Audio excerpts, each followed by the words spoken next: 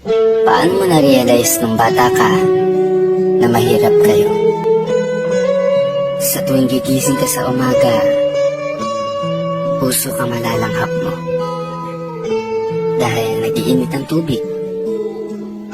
Papasok ng minsan, sapat na ang 20 pesos. Minsan ay pang 2 araw pa. Kakain kayo na ang tanging ulam, toyo na may mantika. Minsan asin. Kapag sinaswerte, sapat na ang tuyo pang ulam. Minsan, bigasa ang gamit para maging liwanag habang nag-aaral. Makikinood sa kapitbahay para malibang. Pero pagsasarahan naman ng pinto at pintana. Ngunit kahit ganun, lumalaban pa rin. Nagsusumikap para maabot ang pangarap sa kabila ng hirap ng buhay.